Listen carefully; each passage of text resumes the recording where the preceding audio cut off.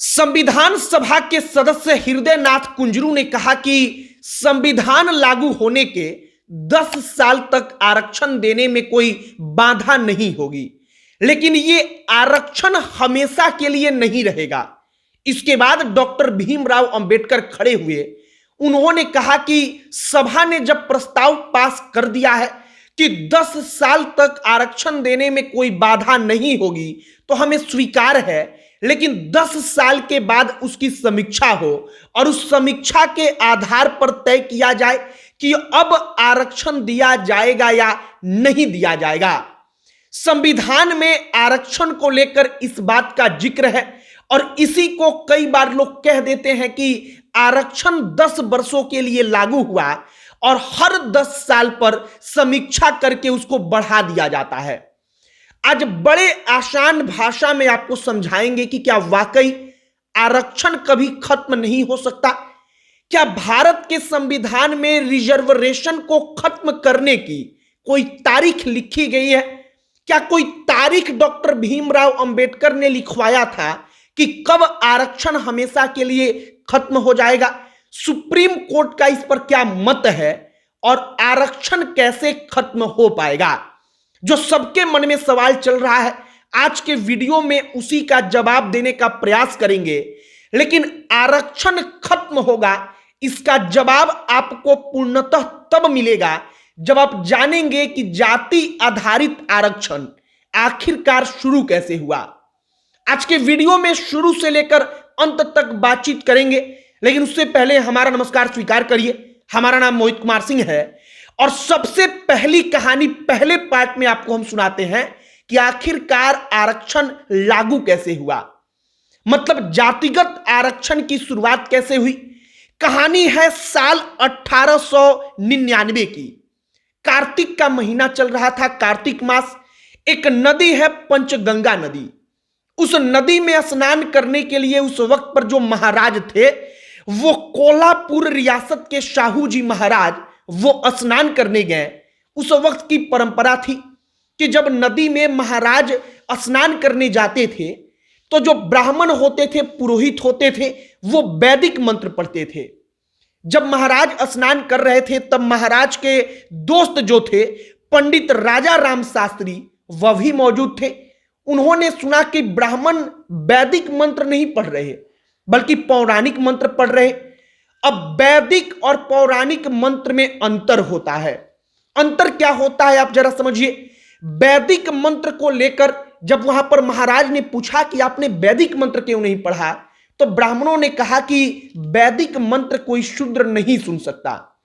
महाराज के लिए, साहू जी महाराज के लिए इस बात को ब्राह्मणों ने कहा और उन्होंने पुराण में जो मंत्र लिखा है उसको पढ़कर सुनाया।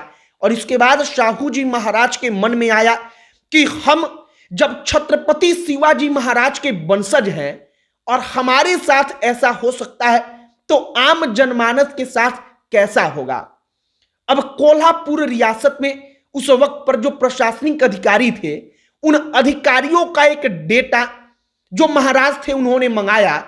उन्होंने देखा कि उस वक्त पर ब्राह्मणों की संख्या उस कोल्हापुर रियासत में 3 से लेकर 4% थी, लेकिन उनके अपने प्रशासन में जो ब्राह्मण थे उच्च पदों पर बैठे हुए वो 80% तक थे।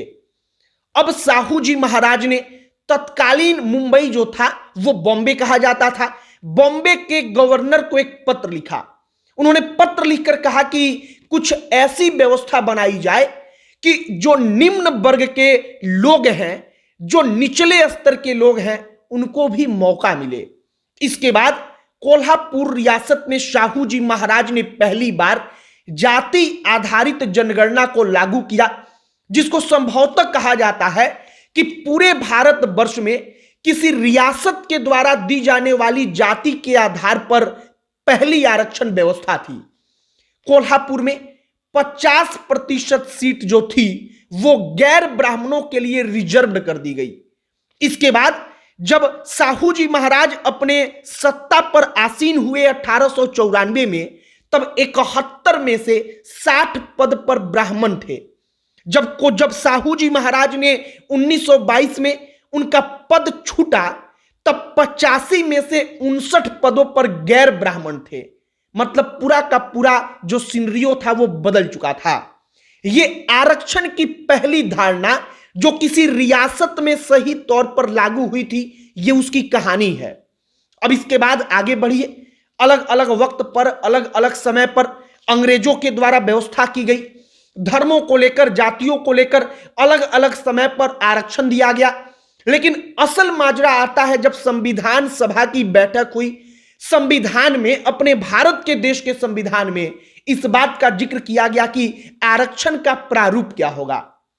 अब जब संविधान सभा की बैठक हुई तो हृदय नाथ कुंजरू जो सदस्य थे, उन्होंने कहा कि 10 साल तक आरक्षण देने में कोई बाधा नहीं होगी। जिस तारीख से संविधान लागू होगा उस तारीख से। सबने इस बात को स्वीकार कर लिया। एकाध सदस्यों ने इस बात को भी कहा कि हमेशा के लिए आरक्षण दे दिया जाए, लेकिन तमाम सदस्य इसके लिए तैयार नहीं हुए। डॉक्टर भीमराव अंबेडकर इसके बाद खड़े हुए। उन्होंने कहा कि 10 साल तक बाधा नहीं रहेगी, लेकिन 10 साल के बाद समीक्षा के आधार पर आरक्षण आगे बढ़ाया जाएगा। इस बात को जोड़ा गया और कुल मिलाकर 10-10 साल पर आरक्षण की समीक्षा होती है संविधान के मुताबिक। लेकिन अब यहां पर असल पॉइंट है कि क्या संविधान में आरक्षण खत्म करने को लेकर किसी प्रकार का कोई तारीख लिखा गया है? तो इसका जवाब है कि जो राजनीतिक आरक्षण मिलता है, मतलब विधानसभा में, लोकसभा में दलितों को, पिछड़े वर्गों को सीट रिजर्व मिलता है, इसको लेकर के तो कहा गया कि 10 साल पर समीक्षा होगी और उस आधार पर आगे बढ़ेगा। लेकिन जो शैक्षणिक संस्थान है, मतलब कॉलेज, यूनिवर्सिटी, वहां पर जो रिजर्व सीटें हैं, जो नौकरियों में रिजर्व सीटें हैं, इसको लेकर किसी प्रकार का कोई बात कहा ही नहीं गया, क्योंकि उस वक्त पर इस प्रकार की कोई जरूरत महसूस ही नहीं शायद की गई।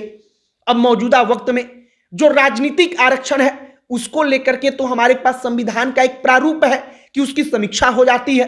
लेकिन जो नौकरियों में आरक्षण दिया जाता है और यूनिवर्सिटी में, कॉलेज में, विद्यालयों में, उस आरक्षण को लेकर कोई समय सारणी, कोई अवधि तय ही नहीं है। तो कुल मिलाकर आप कह सकते हैं कि आरक्षण खत्म होगा, संविधान में इस बात का कोई जिक्र है ही नहीं। किस तारीख को खत्म होगा यह अपने संविधान को भी नहीं पता, किसी को नहीं पता। सुप्रीम कोर्ट ने साल 2024 के 6 फरवरी को एक जजमेंट दिया। सुनवाई के दौरान मतलब कहा कि जो पिछड़ी जातियों में वो लोग हैं जो समृद्ध हो चुके हैं, वो जातियां जो संपन्न हुई हैं, जिनको लगता है कि अब उनसे पिछड़े और लोग हैं, लेकिन उनको आरक्षण का सही लाभ नहीं मिल रहा, उनको आरक्षण से बाहर निकलना होगा। सुप्रीम कोर्ट अक्सर इस प्रकार की सुधार की बातें करता है, लेकिन कुल मिलाकर अगर संवैधानिक तौर पर आप जाएंगे कि क्या आरक्षण को खत्म करने का कोई तारीख अंकित है, तो उसका जवाब है कि नहीं। आरक्षण कभी खत्म होगा इस बात का एक्चुअल डेट कोई अंकित है ही नहीं। हालांकि सुप्रीम कोर्ट तमाम अलग अलग सुनवाइयों के दौरान इस बात को कहता रहा है कि आरक्षण अनिश्चित काल के लिए नहीं है। डॉक्टर भीमराव अंबेडकर समेत संविधान सभा के जो तमाम सदस्य थे, उन्होंने भी उस वक्त पर माना था कि जो राजनीतिक आरक्षण है 10 वर्ष पर उसकी समीक्षा इसलिए होनी चाहिए क्योंकि अगर ये लगातार जारी रहा तो फिर जिस समानता की परिकल्पना की गई है संविधान में, शायद वो समानता पीछे छूट जाए और फिर संविधान समानता ना करके असमानता की दिशा में अलग अलग जातियों को आगे बढ़ाने लगे। फिलहाल राजनीतिक आरक्षण और राजनीतिक के बाद शैक्षणिक तौर पर और नौकरियों में जो आरक्षण मिलता है, इन दोनों का अलग अलग सिस्टम है। जो राजनीतिक आरक्षण है उसका संविधान में बाकायदा जिक्र है, समीक्षा हो सकती है, उसको रोका जा सकता है, इस बात का संविधान में स्पष्ट तौर पर दिशा निर्देश है, कब, कैसे, क्यों, इन तमाम चीजों का जिक्र है।